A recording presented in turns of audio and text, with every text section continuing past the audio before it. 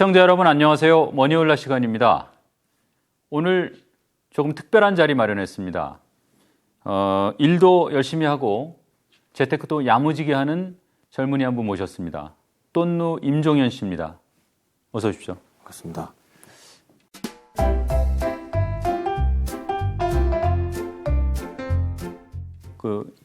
되게 유명하시더라고요. 아닙니다. 그래도 혹시 모르는 분 계실 수 있으니까 네. 본인 소개 간단하게 좀 해주십시오. 네, 알겠습니다. 저는 지금 재테크 유튜브 채널 운영하고 있는 요즘 투자 저자 돈누라고 합니다. 반갑습니다. 이게 이제 우리 돈누 씨가 쓴 책입니다. 이제 본인이 겪었던 경험들 이렇게 좀 쓴 책인데요. 한번 기회 되면 읽어보시기 바랍니다. 일단 좀 돈누라는 이름이 좀 특이해요. 네. 뭐 필명입니까? 뭐 무슨 뜻입니까? 사실 제가 유튜브가 좀 잘 될 줄 모르고 입에 착착 달라붙는 이름으로 하자. 그래서 돈을 누는 것처럼 황금알을 넣는 거위처럼 해서 돈을 누다 해서 돈누라고 했는데요. 네. 최근에 좀 바꿨습니다. 네, 좀 돈을 누리다. 네, 말하기가 그렇더라고요. 뭐 어쨌든 둘 다 좋은 것 같습니다. 네. 이제 돈을 많이 벌면 좋은 거니까. 네. 오늘은 이제 우리 돈누 씨가 네. 재테크는 또 어떻게 하는지 이런 뭐 미천 공개하는 날인데 네. 최대한 열린 마음으로 좀 네. 말씀을 해주셨으면 좋겠어요. 네. 지금 투자한 지는 몇 년이나 되셨어요? 이제 7년 됐습니다. 올해 실례지만 몇이십니까? 네, 31 딱 됐어요. 네. 그러면 몇 살에 시작하신 거죠? 24살 때 일을 시작하면서 투자도 바로 같이 했습니다. 네. 혹시 뭐 오늘 현재 네. 내 재테크 계좌, 네. 포트폴리오는 이렇게 된다. 좀 공개해 주실 수 있습니까? 네. 저는 되게 심플한데요. 지금 한 아파트 제외하고 그냥 주식 계좌는 2억 3천 정도 운용하고 있고요. 예. 종목은 거의 메인 50%가 S&P 500을 추종하는 종목으로 구성되어 있고 예. 수익률은 한 70%, 80% 정도 됩니다. 그 기준점이 이제 투자 원금 기준으로 해서 이제 네. 수익률 말씀하시는 네, 거죠? 맞습니다. 좀 시작하기 전에 네. 본인이 왜 유명해졌다고 생각하십니까? 저도 사실 제가 그렇게 특별히 똑똑하진 않거든요. 그 다음에 경제 분석이나 이런 능력이 있는 것도 아니고, 그래서 많은 분들이 그래도 저를 시청해 주시는 이유가 좀 현실적이어서라고 생각합니다. 현실적이라. 네. 어떤 점에서요? 돈 문제에 대해서요? 네, 그것도 그렇고, 누구든지 따라할 수 있는 투자 방법을 제시하니까, 투자를 같이 할 수 있는 그런 방법을 제시하니까 좀 좋아해 주시는 것 같습니다. 예. 사실 이게 아마도 이제 평범한 청년이 요즘에 이제 부모님한테 물려받은 거 없이 사실 성실하게 일해서 20대에 현금으로 2억을 모은다는 거는 사실 쉽지 않거든요. 네. 또 뭐 유튜브도 하고 책도 쓰시고 네. 모질게 맘먹고 돈 모으신 것 같아요. 돈 모으기로 뭐 결심한 계기 같은 게 있었습니까? 저는 원래 돈을 별로 중요시하지 않았었어요. 예. 제가 돈보다는 그 행복을 중시하는 그냥 좀 생각 없는 청년이었거든요. 그런데 제가 원래 닮고 싶었던 부부가 이효리 이상순 커플이었거든요. 아, 그렇습니까? 네, 그래서 딱 보기에는 되게 좋아 보이잖아요. 수수하고. 그때 제가 제 여자친구랑 난 나중에 돈이 중요하지 않다. 저 사람들처럼 되고 싶다. 이렇게 생각을 했어요. 그런데 이제 여자친구 부모님이 둘이 벌어서 200 가지고는 못 산다. 이런 말을 들으니까 자존심도 상하고 그러면서 돈의 소중함을 깨달았습니다. 근데 이효리 이상순 커플이 되게 돈이 많더라고요. 그래서 제 그 희망이 좀 그 순간 무너졌어요. 그래서 현실을 깨닫고 바로 그냥 돈 벌 수 있는 중소기업에 입사를 했습니다.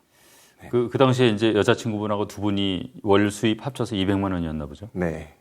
그렇습니다. 부모님 입장에서는 사실 좀 걱정이 될 수 있는 액수잖아요. 네, 이해합니다. 그러면 이제 뭐 처음부터 투자를 했습니까? 아니면은 뭐 처음에는 저축을 열심히 하다가 중간에 이제 뭐 투자를 이렇게 하게 됐습니까? 제가 첫 월급이 140만 원이었는데 그때 또 운이 좋게 그날 제가 입사한 달에 예. 우체국에서 이제 적금을 팔러 오신 분이 계셨어요. 그 당시엔 저는 적금만 모으면 부자가 될 수 있을 거라고 생각했거든요. 예. 그래서 100만 원 적금을 시작했습니다. 그런 다음에 근데 또 그 다음 달에 이번엔 저축보험 영업사원이 회사에 와가지고 이제 프레젠테이션을 하시는데 워렌 버핏 얘기하면서 스노우볼 이야기를 하시더라고요. 예.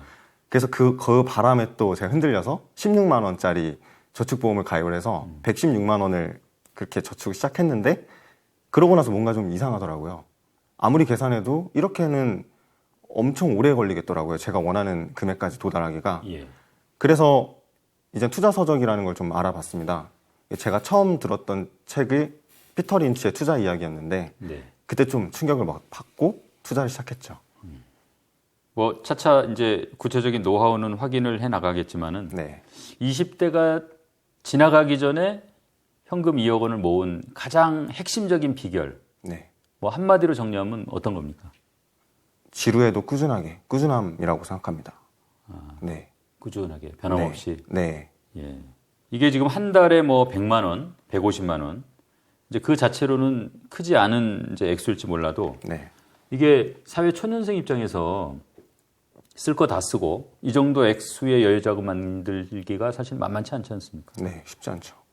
돈을 뭐 상당히 좀 아끼셨다는 얘기인데 네. 효과적으로 아끼는 방법 좀 조언 좀 해주세요. 딱히 막 그런 특별한 비법은 없고 일단은 월급이 들어오면 예. 바로 묶어버리는 게 좋습니다. 예를 들어 연금저축 펀드나 뭐 이런 ISA 계좌로 바로 이체를 해버리고 그 남은 돈으로 그냥 생활을 하는 거예요. 예. 그 다음에 증권계좌에 들어간 돈은 못 나오게끔 저 같은 경우는 이제 보안카드를 그냥 찢어서 버렸습니다. 네. 좀 애초에 불편하게끔 예. 나오기가. 그렇게 하다 보니까 그냥 저축을 하게 되더라고요. 그리고 또 투자책을 읽다 보니까 여기에 대한 믿음이 더 생기게 돼서 아, 독하게 한번 모아보자. 이게 1,000만 원 단위로 모아다 보면은 또 이게 좀 게임하는 것 같거든요. 예. 그 재미에 좀 빠졌었던 것 같아요. 예. 네. 그러니까 뭐 사실은 이제 돈누시 입장에서는 그게 뭐 특별하지 않다고 생각할 수도 있지만 네. 평균적으로 보면 사실 또 특별한 얘기일 수도 있거든요. 네. 그렇죠. 이 책을 보니까 이제 돈을 모아서 거기서 이제 2%는 내가 나를 위해서 좀 사고 싶은 걸 산다. 네. 뭐 이런 얘기들이 있더라고요. 네. 예를 들어서 뭐 1억 모으면 200만 원은 뭐 평소에 갖고 싶은 걸 산다. 네. 이 2%라는 룰을 정한 뭐 근거가 뭡니까? 이제 1억이라는 돈을 S&P 500에 투자를 했을 경우 대략적으로 배당이 2% 정도 되니까 예. 그 기준을 삼고 소비를 하면은 적어도 내 자산이 마이너스 되는 건 아니잖아요. 그래서 저는 이제 좀 저축 투자하실 때 좀 많은 분들이 고민하시는 게 좀 궁색하게 살까봐 그걸 좀 걱정하세요. 저는 차라리 돈을 모아놓고 그 돈의 큰 덩어리에서 2% 기준을 잡고 소비를 하면 좋다라고 말씀을 드린 거고, 근데 그러기 위해서는 아무래도 초반에 좀 많이 모아야 되긴 합니다. 고통스럽죠. 아직도 이 원칙은 지키고 계십니까? 아, 이제 깨졌죠. 저는 원래 짠돌이가 아니에요. 저는 원래 쓰는 거를 좋아하는 사람이거든요. 저는 좀 빨리 그런 거를 누리고 싶어서 초반에 좀 많이 참아서 이 정도까지 온 거고, 전 앞으로 제가 제 자산이 쌓이면 그 퍼센테이지에 맞게 소비도 좀 하면서 살 겁니다. 그러면 이제 어느 정도 소득이 되면 이 2% 룰을 깨도 된다고 생각하세요? 즉 거꾸로 얘기하면 네. 어느 정도 선이 될 때까지는 이 2% 룰을 지키는 게 좋다고 보십니까? 적어도 1억을 모을 때까지, 현금 1억 모을 때까지는 1억 모을 때까지는 2% 룰도 안 될 것 같고요. 예. 2억 정도 모으면 2% 룰을 좀 실행하셔도 좋고, 한 3억, 4억 정도 되면 그때는 이미 이게 몸에 배어서 예. 소비 습관, 저축 습관이 몸에 배어서 굳이 그렇게 룰을 안 정해도 알아서 잘 하는 것 같습니다. 네. 그럼 앞으로 본인이 그러면 설정한 뭐 소비 가이드라인이나 기준 이런 거 있으세요? 저는 사치품은 전혀 안 사요. 저는 그냥 몸에 좋은 거, 이런 거는 안 아끼고 많이 사 먹거든요. 그래서 지금은 가이드라인은 딱히 없고요. 한 달에 100만 원 정도? 그 이상은 잘 안 쓰려고 노력합니다. 예. 네. 지금 이제 혼자 생활하시는 거죠? 네, 이제 곧 결혼하긴 하는데. 예. 아직은 혼자. 네, 아직 혼자입니다. 예. 이게 이제 100만 원, 150만 원 이 정도 액수 돈을 굴려서 어떻게 하면 목돈을 만들 수 있는 겁니까? 어떤 방식으로 투자를 하세요? 저는 처음에는 그냥 ETF를 매달 모아갔어요. 기계적으로. 예. 어떻게 보면 생각 없이 무지성으로 적립식으로 계속 모아가다가 어느 정도 투자 자산이 덩어리가 모이게 되면 그때부터는 이제 현금 비중을 어느 정도 비축해가지고 대략적으로 투자 비중은 60%면 현금 비중은 40%로 이렇게 유지를 하면서 투자를 하고요. 이제 그 비율은 앞으로 저축을 하면서 계속 채워나가는 거죠. 6대4의 비율로. 그 40% 현금을 유지하는 이유는 이제 투자 자산이 커지게 되면 아무래도 손실에 대한 두려움과 그런 심리적으로 흔들리기 쉬워서 그걸 방지하기 위해서 현금 비중을 항상 유지합니다. 이게 그러면은 어느 시점이 돼서 이제 6대4의 비율을 유지해야 되겠구나. 네. 뭐 어떤 일정 시점까지는 이제 저축을 주로 하신 거 아니에요? 네. 그 맞습니다. 분기점이 어떻게 되는 겁니까? 저는 바로 투자를 시작했어요. 시드머니를 모아서 투자를 시작한 게 아니라 예. 만약에 여유 자금이 100만 원이다. 그럼 100만 원에서 한 60만 원 정도는 바로 투자를 시작하고 나머지 금액은 그냥 CMA 계좌에 넣었다가 예. 네, 그런 식으로 계속 어느 정도 비율을 유지하면서 투자를 했습니다. 지금 이제 ETF 투자하신다고 그랬는데 네.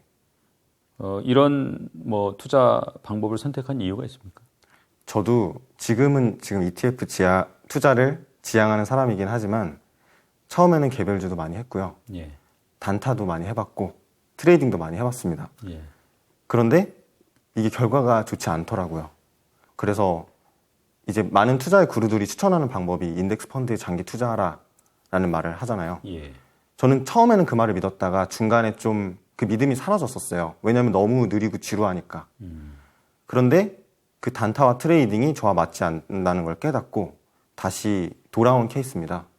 그래서 저는 이 표본이 넓은 S&P 500 투자를 하면서 욕심 부리지 않고 연 9% 복리 수익률을 만들자 해서 지금 이렇게 투자를 하고 있습니다. 지금까지는 어쨌든 그 목표는 뭐 네. 꾸준하게 달성하고 계십니까? 네, 운이 좋아서 지금은 15% 이상 이뤘던 것 같아요. 코로나 폭락이 좀 많이 도와줬던 것 같습니다. 예.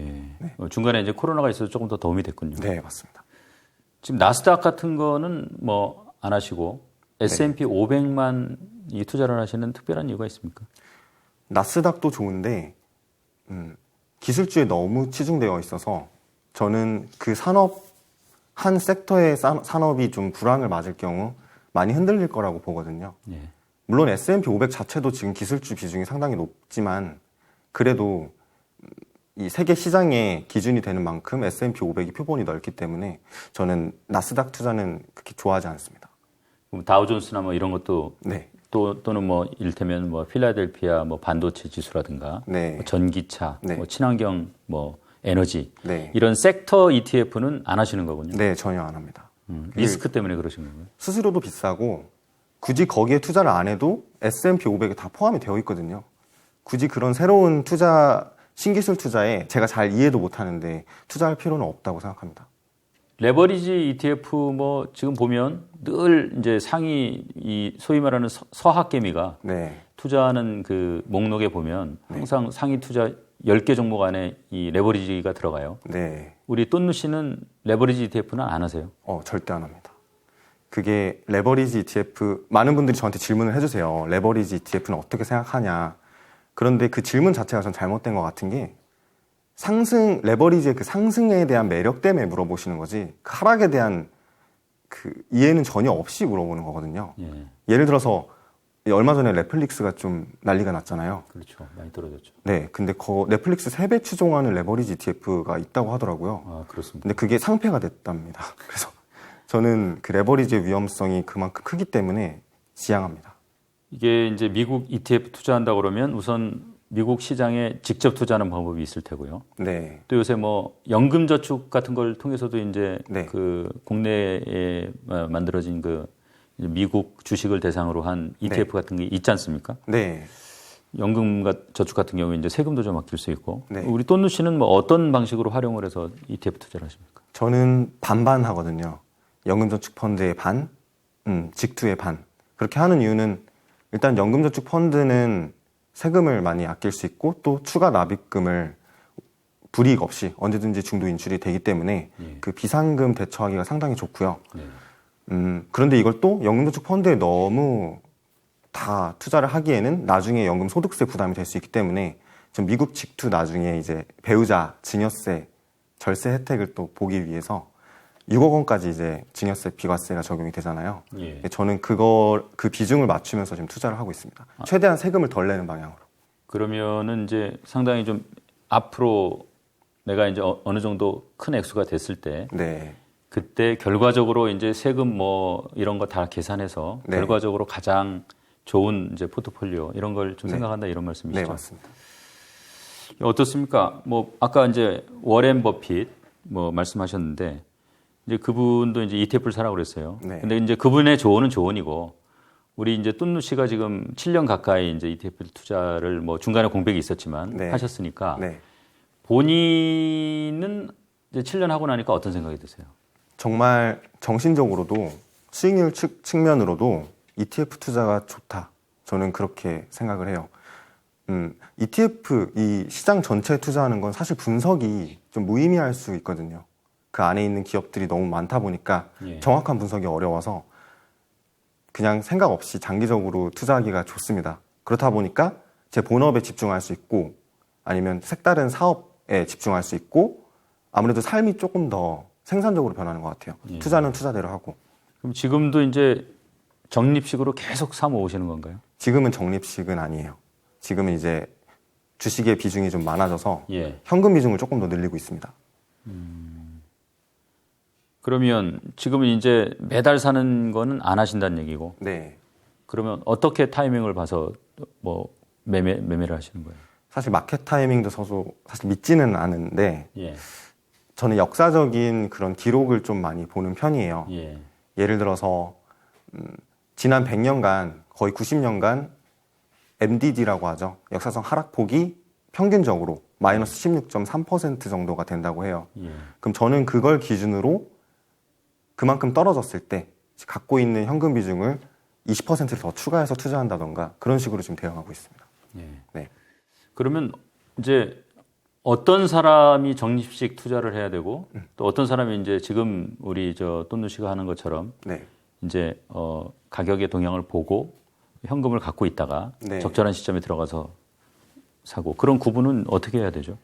사실 둘 다 뭐가 더 나은 결과를 낼 수 있다고 함부로 말하기가 어려운데 한 가지 확실한 거는 지금 주식 비중이 전혀 없으신 분들 있잖아요. 예. 그런 분들은 기계적으로 매달이든 뭐 2달에 한 번이든 투자를 하는 게 제일 좋다고 생각해요. 왜냐하면 주식 시장이 앞으로 떨어질지 오를지는 그 아무도 모르기 때문에 주식 비중이 전혀 없는 사람이 그것 때문에 손 놓고 있을 수는 또 없거든요. 예. 그래서 소액으로라도 적립식으로 일단은 사는 게 좋다고 생각합니다. 그 나머지 이제 원래 투자를 하셨던 분들은 예. 현금 비중을 좀 유지해도 괜찮다고 생각을 하고요. 어쨌든 이게 뭐 적립식으로 사건 뭐 때를 봐서 들어가건 네. 어쨌든 현금 흐름이 계속 있고 수입이 있어야 이제 지속적으로 그 살 수 있는 거 아니에요? 네, 맞습니다. 그럼 이제 지금 뭐 어떻게 직장 생활을 하시고 네. 또 뭐 다른 일 하시는 것도 있습니까? 뭐 유튜브 말고. 지금은 유튜브, 직장, 그 다음에 가게에 좀 투자를 해놓은 게 있는데 예. 그건 이제 호기심 때문에 시작을 했고요. 그래서 사업, 유튜브, 직장 이 세 가지 하고 있습니다. 지금은 수입의 비중이 어떻게 됩니까? 지금은 좀 불규칙적인데 한 4, 500 정도 되는 것 같아요, 월. 평균적으로. 네. 예. 지금 이제 말씀하셨듯이 이제 현금을 항상 일정 비율만큼 보유한다. 네. 그러면은 뭐 늘 일정하진 않을 거 아니에요? 네. 어떤 원칙을 가지고 하십니까? 아까 뭐 6대4 말씀을 하셨는데 항상 6대4는 아닐 거 아닙니까? 네. 사실 이거를 칼같이 지키지는 않고요. 대략적으로 내가 지금 주식이 6대4 정도로 비중이 정해졌다. 그러면은 이제 어느 정도 떨어졌을 때 공격적으로 투자해도 되겠다. 이 정도 기준이 되겠고, 만약에 8대2 정도로 주식 비중이 80%가 됐다. 그러면 투자를 좀 멈춥니다. 아예 매수를 안 해요. 예. 그리고 차라리 달러를 좀 사놓다던가 예. 뭐 그런 식으로 대응하고 있습니다. 아까 뭐 S&P 500 ETF 뭐 9% 정도 이제 네. 목표로 한다. 그런데 네. 뭐 실제로는 한 15% 정도 지금까지는 된 것 같다 그렇게 말씀하셨는데 네. 9%가 기대 목표 수익률입니까? 사실 9% 그 이하로 나와도 저는 다 이거는 어차피 시장의 흐름이기 때문에 이해는 하는데 아무래도 200년 동안 연평균 9%이기 때문에 목표는 9%입니다. 뭐 사고 팔고도 하십니까? 아니면은 한 번 사면은 그냥 주구장창 갖고 계세요? 한 번도 판 적이 없어요. 지금까지? 네, 예전에 잠깐 단타에 흔들렸을 때 그때 잠깐 팔았고요. 그 이후로는 한 번도 안 팔았습니다. 네. 많은 분들이 그 종목에 대한 주식에 대한 위험성만 생각하지 정작 본인은 위험하다고 생각하지 않는 것 같아요. 예를 들어서 아무리 완벽한 배가 있어도 그걸 조종하는 사람이 아마추어면 그 배는 침몰.